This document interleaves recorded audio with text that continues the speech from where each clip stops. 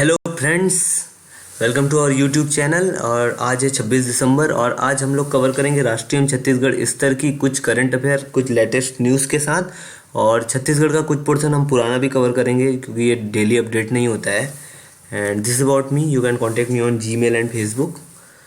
तो आज का सबसे लेटेस्ट न्यूज है कि India successfully test fire the long range intercontinental nuclear capable ballistic missile Agni 5। The state-of-art surface-to-surface missile was test-fired successfully from the launch complex 4 of the integrated test range from the Abdul Kalam Wheeler Island of Odisha coast। तो भारत ने आज successfully intercontinental ballistic missile Agni 5 का सफलतापूर्वक परीक्षण कर लिया है। और ऐसा करने वाला वो विश्व का 5वां देश है। इससे पहले अमेरिका, फ्रांस, रूस और चीन ने पहले ही ये मिसाइल टेस्ट कर चुका है और सक्सेसफुल हुए हैं इसमें।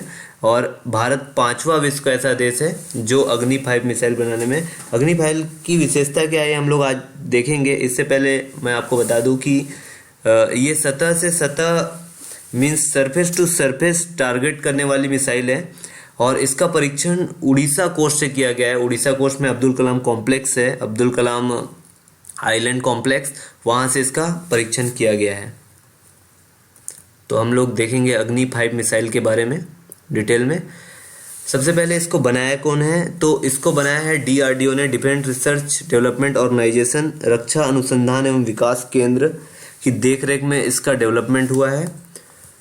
दूसरा, inter continental ballistic missile. What do you mean by inter continental? Inter continental में इसका रेंज इतना ज़्यादा है, 6000 किलोमीटर का रेंज है कि ये एक कॉन्टिनेंट मीन्स एक महाद्वीप से दूसरे महाद्वीप को टारगेट कर सकता है। अमेरिका को छोड़ के एशिया, अफ्रीका, यूरोप, ऑस्ट्रेलिया, कहीं भी ये एक जगह भारत में रह के टारगेट कर सकता है। तो that is mean inter continental. तो इसका रेंज 6000 किलोमीटर है। इससे पहले भी अग्नि 4, अग्नि 3, अग्नि 2, अग्नि 1 आई थी, जिसका रेंज की वजह से ये अलग अलग है। अग्नि 1 750 किलोमीटर, अग्नि 2 उससे ज़्यादा, अग्नि 3 उससे ज़्यादा है, एंड अग्नि 5 6000 किलोमीटर रेंज में आई है, जो अप टू 8000 किलोमीटर रेंज में है। इसमें लेटेस्ट टेक्निक MIRV का यूज़ किया है। MIRV मीन्स क्या होता है? MIRV means multiple independently targetable re entry vehicle.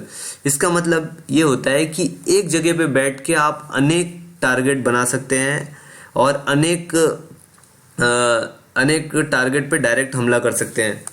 और ये सतह से सतह मिसाइल है, मीन्स आपको सरफेस पे रह के ही सतह पे रह के सतह वाले टारगेट को ही सिलेक्ट करना होगा। दूसरा, इसका इंपॉर्टेंट चीज़ ये है कि carry warhead payload up to 1000 kg। ये वॉरहेड, जब भी ये मिसाइल किसी टारगेट पे हेड करती है तो इसका वॉरहेड का जो लिमिट है, मैक्सिमम पेलोड 1000 kg का है। अप टू 1000 kg तक ये वॉरहेड ले जाने में सक्षम है। तो ऐसा करने वाला ये विश्व का 5वां देश है। इससे पहले मैंने आपको ऑलरेडी बताया अमेरिका, रूस, चीन और फ्रांस ने ये पहले ही ये हासिल कर चुके हैं। अब हम लोग देख लेते हैं छत्तीसगढ़ के करंट अफेयर्स के बारे में। तो पहला है, Chhattisgarh police app citizen cop got digital India award awarded by Shri Ravishankar Prasad, minister of information and technology. तो छत्तीसगढ़ पुलिस के ऐप डिजिटल कॉप को डिजिटल इंडिया अवार्ड मिला है। यह अवार्ड सूचना एवं प्रौद्योगिकी मंत्री ने दिया है कि हर साल कुछ विशेष चीज़ों पे सिलेक्शन होता है। तो उसमें छत्तीसगढ़ पुलिस का जो ऐप है, जो रायपुर ज़िले में बनाया गया था, उस ऐप को डिजिटल इंडिया अवार्ड दिया गया है।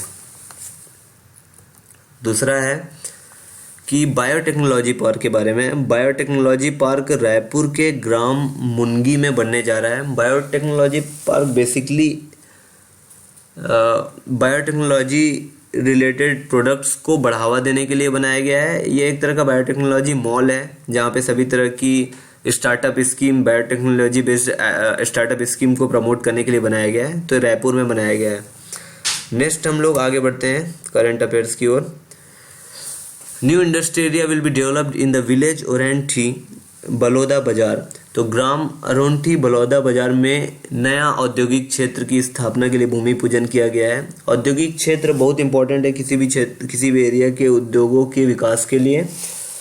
इससे पहले और भी औद्योगिक विकास केंद्र भी होते हैं। औद्योगिक विकास, सबसे पहला औद्योगिक विकास केंद्र उरला में बनाया था और सबसे बड़ा औद्योगिक विकास केंद्र रायपुर में है, जो कि सिलतरा नाम से है। सबसे सर्वाधिक निवेश वहीं होता है। और भी विकास केंद्र है, जैसे दुर्ग जिले में बोरई विकास केंद्र है औद्योगिक विकास केंद्र, बिलासपुर जिले में सिरगिट्टी औद्योगिक विकास केंद्र है।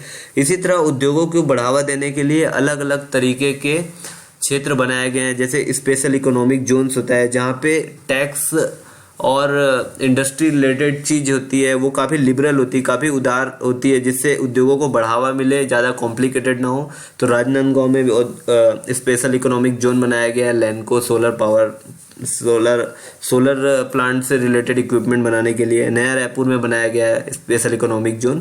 तो ये गवर्नमेंट की अच्छी पहल है। और दूसरा हम लोग देख लेते हैं कि 3 Jawahar Navodaya Vidyalaya approved for the Chhattisgarh. Chhattisgarh, आप जैसे कि जानते हैं, जवाहर नवोदय विद्यालय लगभग हर जिले में होता है। तो छत्तीसगढ़ के 3 नए जिलों में नारायणपुर, बीजापुर और कोंडागांव में ये स्कूल खोले जाएंगे। जवाहर नवोदय विद्यालय के बारे में आपको पता ही है कि इसमें 5th क्लास और 9th क्लास के लिए डायरेक्ट एडमिशन होता है। इसमें कुछ वेटेज ग्रामीण बच्चों को दिया जाता है शहरी बच्चों की तुलना में, और काफ़ी अच्छा परफॉर्मेंस रहा है जवाहर नवोदय विद्यालय का। आगे हम लोग देखते हैं स्टेट ऑफ फॉरेस्ट रिपोर्ट 2015 क्या कहता है। स्टेट ऑफ फॉरेस्ट रिपोर्ट हर साल रिलीज़ किया जाता है, तो हम लोग पिछला जो डेटा है, लेटेस्ट डेटा 2015 का, वो कवर करेंगे। तो उसके हिसाब से जो टोटल फॉरेस्ट कवर है, टोटल वनाच्छादित एरिया है छत्तीसगढ़ में, वो 55,586 स्क्वायर किलोमीटर है। ये स्टेट जियोग्राफिकल एरिया, स्टेट का जियोग्राफिकल एरिया है 1,35,192 square kilometre as per the consensus 2011। 2011 की जनगणना के हिसाब से 1,35,192 वर्ग किलोमीटर का हमारा क्षेत्रफल है। उसमें से 43.8% जो क्षेत्रफल है वो वनों से घिरा हुआ है। अब हम लोग देख लेते हैं कि टोटल इंडिया का जो फॉरेस्ट कवर है, इंडिया में जितने भी वन है उसका कितना प्रतिशत है छत्तीसगढ़ का वन, तो उसका 7.46% है, जो कि एरिया कवर करता है। इंडिया में फर्स्ट रैंक अरुणाचल प्रदेश का है, जहां सबसे ज़्यादा वन है। उसके बाद मध्य प्रदेश है और तीसरा स्थान छत्तीसगढ़ का आता है। तो ये हुआ स्टेट ऑफ फॉरेस्ट रिपोर्ट के बारे में। और आज का वर्ड ऑफ द डे है pathetic. Pathetic means very bad and poor. Suppose कोई क्रिकेट मैच खेल रहा है तो फिर लोग बोलते हैं इंडिया काफ़ी पैथेटिक सिचुएशन में, पैथेटिक मतलब बहुत ख़राब कंडीशन में इंडिया की हालत चल रही है। एक एग्जांपल भी मैंने यहाँ दिया हुआ है, द रेस्टोरेंट्स पैथेटिक सर्विस, मतलब रेस्टोरेंट का जो सर्विस था काफ़ी बुरा था। तो आज के लिए बस इतना ही। थैंक यू दोस्तों। इसी तरह हमारा चैनल देखते रहिए, हमारा वीडियो देखते रहिए CGPSC से रिलेटेड, एंड आप सब्सक्राइब कर सकते हैं हमारे YouTube चैनल में। तो धन्यवाद।